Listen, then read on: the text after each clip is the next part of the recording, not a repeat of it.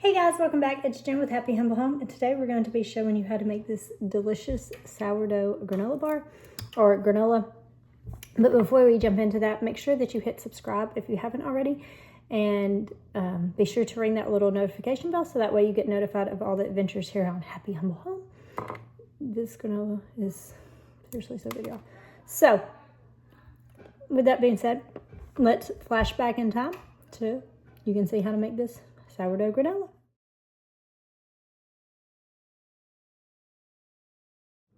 Okay, so this is a very simple sourdough recipe, granola recipe. So your base is going to start off with 4 cups of oats or thereabout. These I think are rolled oats. I'm honestly not even sure. I think they're the rolled oats. So about 4 cups, give or take. You can measure with your heart. It's okay. Oh, look at there. I'm just a tad shy. I'll be okay. Time to fill that up later. All right, so we're gonna go ahead and mix our dry ingredients together, which is, so we have the rolled oats, and then it's about a half a cup of whatever toppings you want. I typically do not measure because I just dump it in there and I'm like, oh yeah, let's give a little sprinkle of extra. So this particular one, I always use coconut in it because I just love coconut. It gives it a little sweetness. And then I just happen to have a little bit of candied pecans there that I had made up that was just a few that hadn't been finished off yet. I also usually put in flax seeds if I have them. If not, I usually do like chicory root, which is a really good flavor. But I just kind of, you can do about a half cup of your toppings if you want to, or just really whatever your heart's desire, honestly. So that makes this a very versatile, very, very versatile recipe. But the things that I always put in, of course, is the base, oats. I always put in the coconut, and then I usually either put in peanuts or I put in sunflower seeds. And the sunflower seeds give it a good, nice, nutty taste without having to have nuts in it. So if I'm out of those, then this is, like I said, this is kind of a good one just to add whatever you want. Sometimes I'll throw in some chocolate chips in there. Sometimes I'll throw those in more. You know what? Let's throw some chocolate chips in there too. Why not add a little extra? These are just a few. I'm definitely not going to add a lot of the chocolate chips. So you're just going to kind of ginger mix that all together. That's pretty much all the dry ingredients in it. So again, this is just kind of getting it somewhat mixed up. As you go to stir in the wet ingredients, you'll be able to see more of the flaxseed stick with it. And I think I'm actually going to add a little more flaxseed in there just to give extra, because this is pretty much the only recipe I use that in. So we're just gonna mix those in there good, like that. And then we're gonna set that to the side. We'll include, our base is gonna be a half cup of sourdough discard. So this is some sourdough starter that I haven't fed in about a day or two. So we're just gonna use that instead of pulling the other one out of the fridge. So we're just gonna measure out a half a cup. Thereabout. Give or take, more or less is fine. So we're gonna mix that up.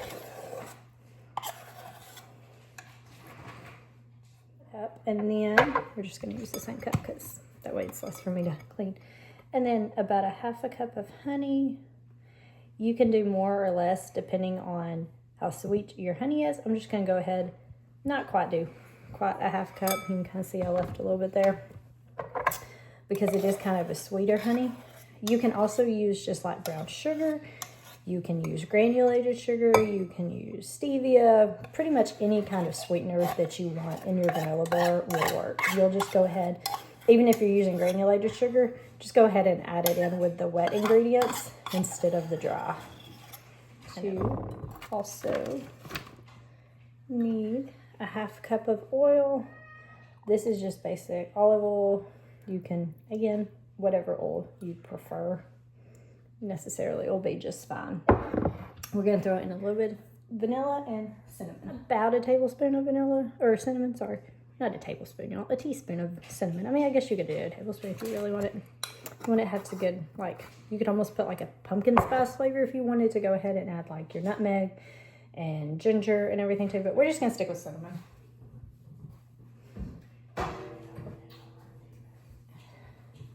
And vanilla.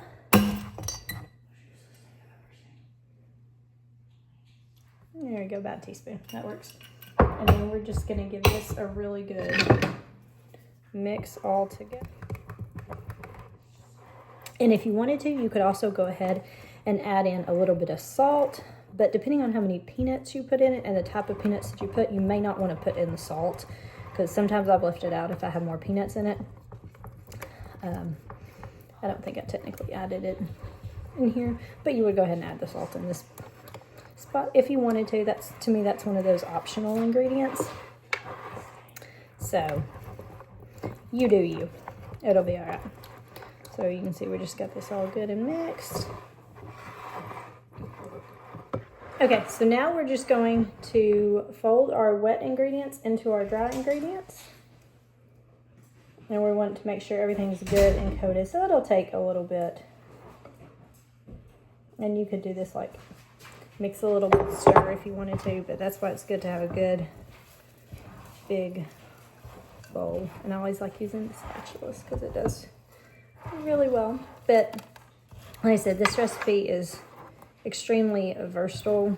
You can kind of mix whatever your favorite granola base is, or whatever your favorite granola toppings. You can do dried cranberries, you can do pumpkin seeds, you can put some like instead of vanilla, you could do a little bit of mint extract and put a little bit more sweets in it. It really just, it all depends on what you like. So it's going to take it a little while to get it good and coat it. It's kind of, you don't want it super sticky.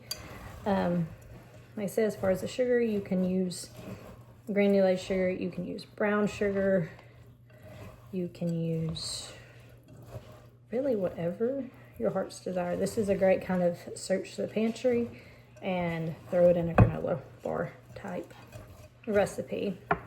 So now you just want to spread this out once you've got it all good and mixed. You want to spread it on a lined baking sheet. You can use parchment paper or whatever you want to use. I like using my little silicone pencils to make it easy. So just on a lined baking sheet, I'm going to go ahead and put this on your lined baking sheet. And then we're just going to smooth that out in a pretty thin layer because we want it to bake pretty evenly. So we're going to bake it at 325 degrees for about 30 to 35 minutes till it starts getting kind of nice and golden brown. At this point, if you wanted to go ahead and sprinkle, like if you're doing like a Christmas theme or something like that, you can maybe sprinkle some Christmas sprinkles on there just to make it a little festive. You could also just go ahead and, if you wanted it kind of topped with chocolate, you could just sprinkle some chocolate on here, which I think I'm going to do that. I think I'm just going to add a few. Just add a few more toppings here. And trying to get it pretty evenly so that way it'll bake good and even. So there we go. Of the Heath bits, those would go pretty good on it too. But now we're just going to bake this, like I said, for about 30 to 35 minutes, and I'll show you what the results look like. Okay, so here it's just come out of the oven. It's just been sitting for about 30 minutes just to kind of cool. And now we're going to break it apart and just store it. Okay, so I'll let that cook for about 35 minutes or so, just till it was nice and brown. And then now we're just going to break it all apart. And I do think it does better to mix the chocolate chips in the batter, as you could kind of see when you can kind of see how some of the chocolate chips I sprinkled on top, they're there, but it is very good. Good and crispy. So good. But just store this in some kind of airtight container, and it goes really good in, you can put it in like cereal, like a granola cereal, top it with yogurt, just eat it plain. It's just kind of a really good versatile granola. But yeah.